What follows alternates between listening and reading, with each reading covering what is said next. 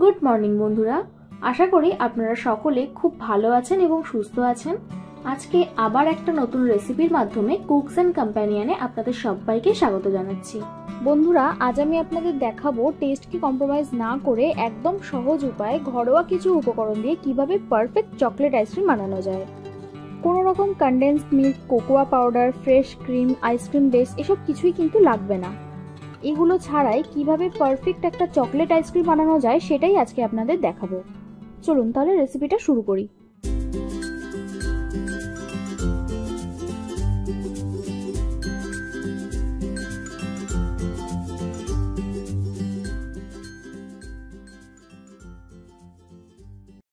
প্রথমে একটা মিক্সারে কিছু চকলেট ফ্লেভারের বিস্কিট নিয়ে নিচ্ছি।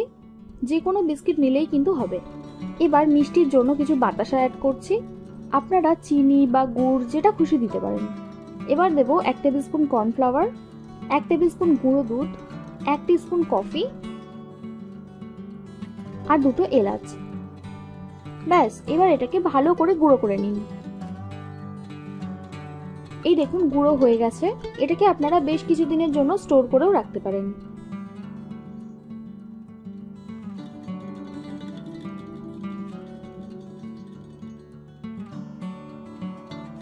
এখন গরম কড়াইতে সামান্য একটু জল দিয়ে তাতে 1/2 লিটার মতো দুধ দিয়ে দেব। যে কোনো ধরনের দুধ দিয়েই কিন্তু এটা বানানো যায়, স্পেসিফিক কিছু লাগবে না।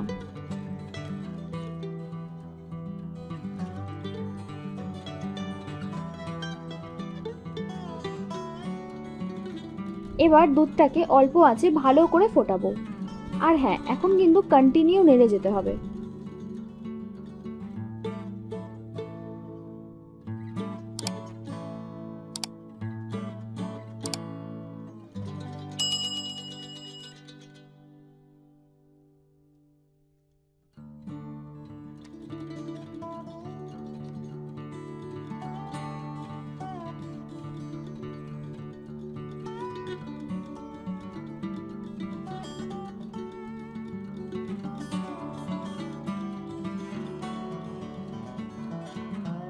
মোটামুটি 20 থেকে 25 মিনিট পর দুধটা যখন কিছুটা কমে আসবে তখন 3 টেবিল চামচ গুঁড়ো করা মিশ্রণটা দিয়ে দেব।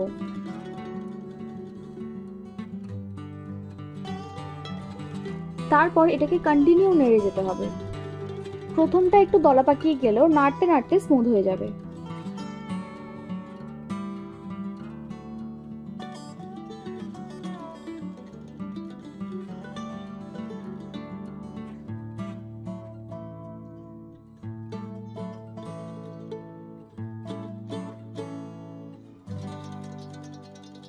এই দেখুন আস্তে আস্তে মিশ্রণটা একটু ঠিক হয়ে আসছে।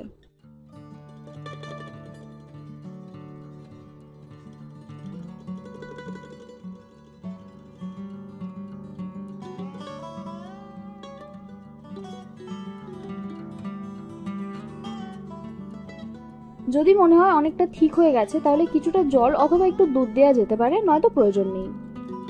এবার গ্যাস বন্ধ করে একটা হ্যান্ড হুইস্কারের সাহায্যে ভালো করে মেশাবো।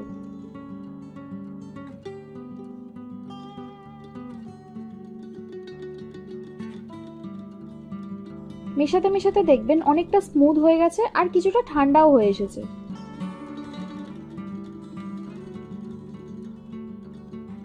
তারপর পুরোটা ঠান্ডা হলে একবার মিক্সিতে ব্লেন্ড করে নিতে হবে। এই স্টেপটা কিন্তু খুবই ইম্পর্টেন্ট। একবার ব্লেন্ড করে নিলে কিন্তু আইসক্রিমটা খুবই ভালো করে জমবে আর কোথাও কোনো রকম দলা পাকিয়ে থাকবে না।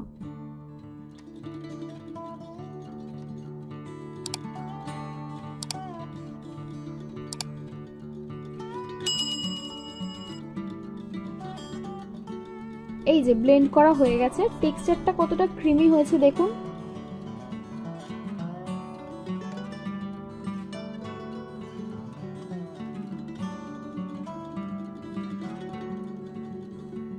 এবার এইরকম 2টো এয়ারটাইট কন্টেনারের মধ্যে এটা ভালো করে ঢেলে দেব। আপনারা স্টিলের পাত্রেও এটা জমাতে পারেন, কোনো অসুবিধে নেই।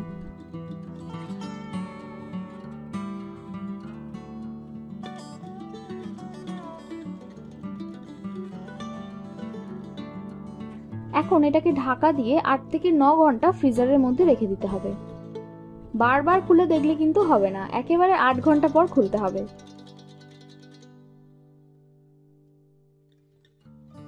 এই দেখুন 8 ঘন্টা পর আমি ফ্রিজার থেকে বার করেছি। এবার ঢাকনাটা খুলে আপনাদের দেখাচ্ছি, দাঁড়ান। এই দেখুন একদম পারফেক্ট ভাবে জমেছে। এটাতে আপনারা নিজেদের পছন্দ মতো টপিংস অ্যাড করতে পারেন, তবে আমি টপিংস ছাড়াই বানালাম। এবার একটু তুলে দেখিয়ে দিচ্ছি কতটা ভালো জমেছে। একটু যদি গলতো তাহলে আরো ভালোভাবে স্কুপ করা যেত। যেহেতু আমি সঙ্গে সঙ্গে ফ্রিজ থেকে বার করেই আপনাদের দেখাচ্ছি, তাই স্কুপ করতে একটু প্রবলেম হচ্ছে।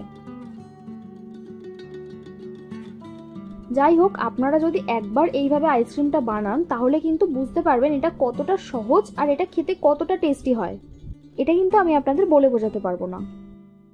ভিডিওটা ভালো লাগলে একটা লাইক করবেন আর সাবস্ক্রাইব করে আমাকে আরো উৎসাহ দিন, যাতে এই রকম ভালো ভালো রেসিপি আপনাদের কাছে প্রতিনিয়ত আনতে পারি।